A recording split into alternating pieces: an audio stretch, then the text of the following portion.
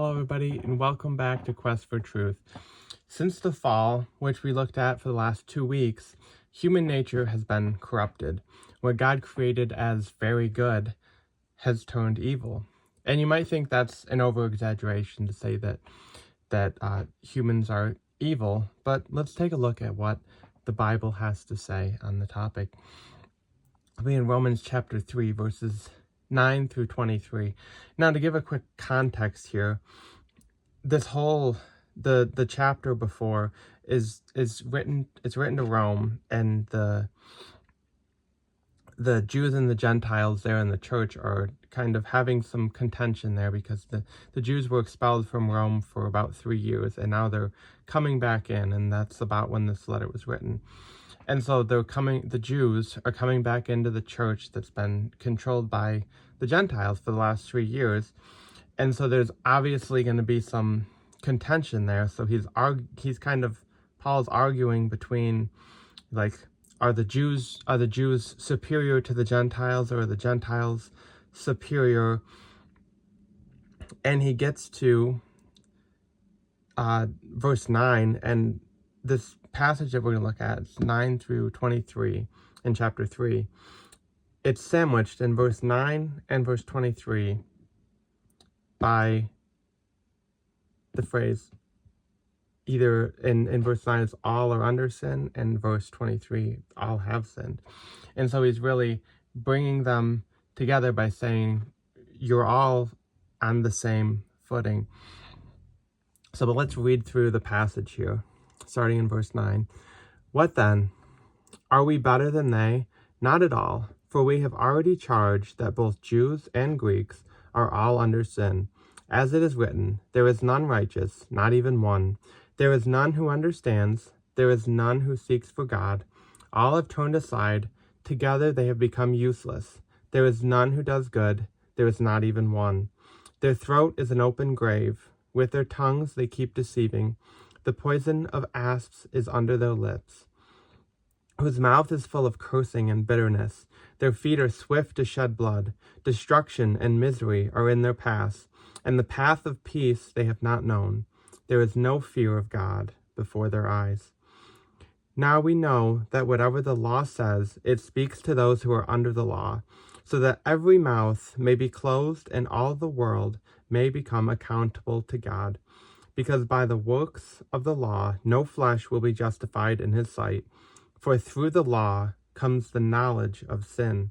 But now, apart from the law, the righteousness of God has been manifested, being witnessed by the law and the prophets, even the righteousness of God through faith in Jesus Christ for all those who believe. For there is no distinction. For all have sinned and fall short of the glory of God.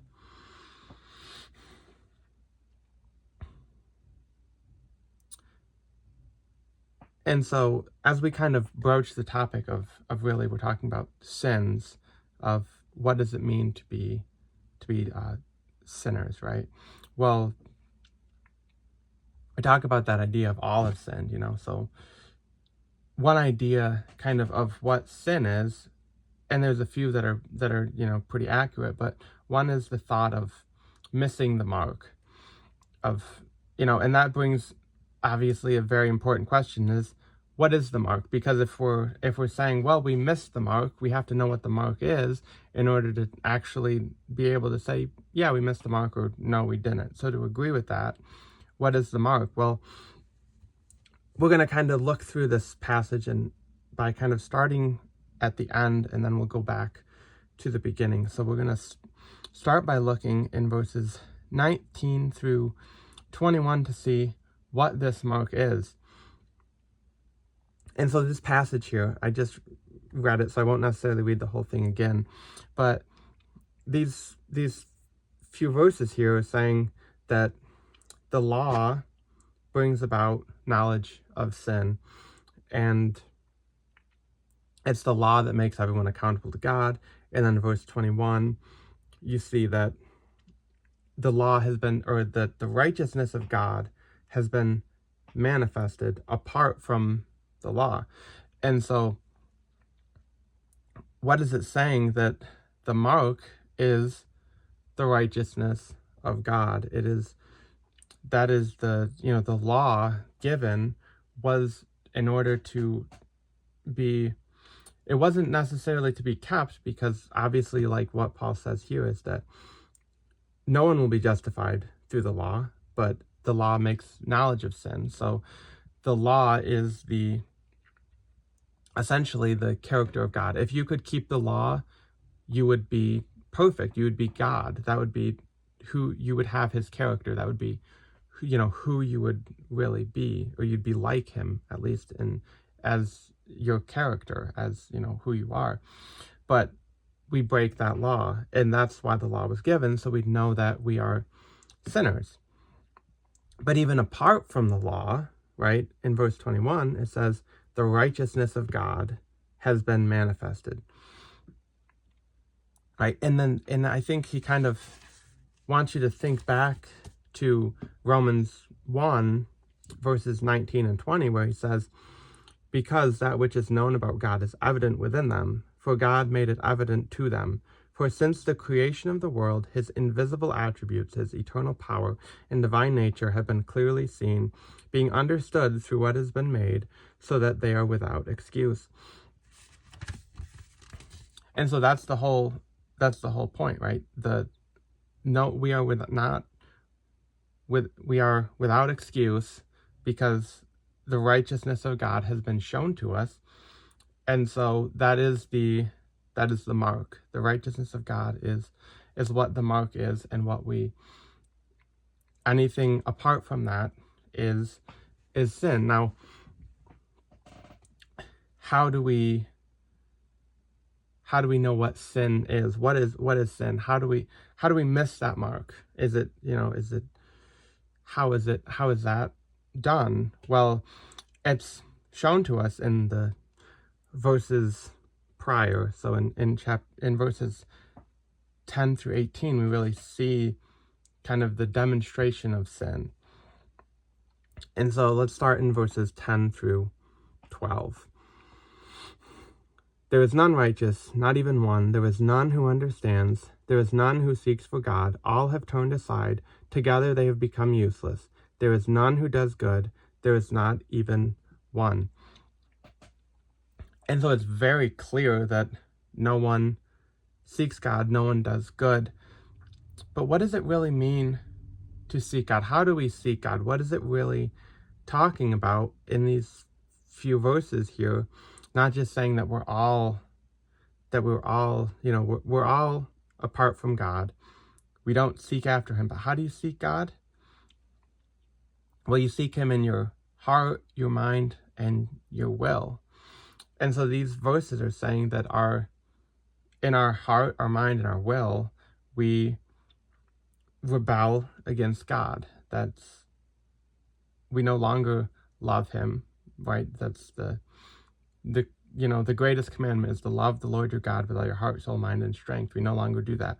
We no longer put him first in our thoughts. We no longer seek his desires. We've turned to our own desires, our own thoughts, and our own what we want. What we want, we put first in our mind. And so really it's our thoughts are sinful against God. When it comes to our thoughts, we think things that aren't according to God's character.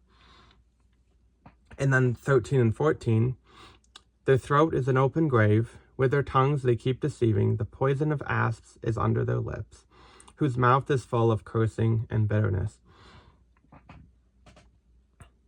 And so that's very clear that it's the words that come out of our mouth are sinful. They're, it's through saying vile things against others and God that we sin. And those are words, again, that aren't in line with God's character that bring about these sins. And then 15 to 17, their feet are swift to shed blood.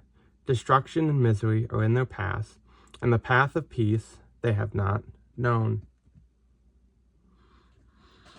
And that word path there is commonly used to kind of mean your actions, what you do. It's, there's a narrow path and the large path kind of idea of what do you do? Do you do good or do you do evil? And here it says you go against God is what you do, and you shed blood, you cause destruction and misery. And instead of knowing peace, you know discontention and rebelling against God, and evil. Essentially, all your ways are evil. And so, yeah, and it's really, if you think about Isaiah 53:6, it says, all we like sheep have gone astray. Each of us has turned to his own way. And that's really what it's saying. And in thought, word, and deed, we've turned from the good that God has demonstrated to us, and in turn we do evil. And that's humanity. We all sin. We all fall short of what God has shown us. And it's really important to understand that because of sin, we stand guilty before him. There is no one who can stand before God of their own merit and say that I'm okay, that I'm good. I'm not, maybe I've done some things that were wrong, but I've done enough good things to make up for them. That's not what Scripture says, right? We are condemned, right? A righteous judge can't just overlook sin, but God does have a plan, and we need to remember that. First, in order to go to look at the next step of his plan, really, we have to understand the total depravity of man, and to understand that we are apart from God in our own selves. We are all sinners. We all fall short. We all miss the mark. We all can't make ourselves right before God. We can't do that. We'll fall short of that image of God, and the righteous thing, like we talked about before with God being the righteous judge, the righteous thing for him to do is to condemn sinners, and that's what we are. But as we'll look at next week, right, the next step of his plan is something that we can't reach, but he has stepped down and given it to us. So I'll see you next week.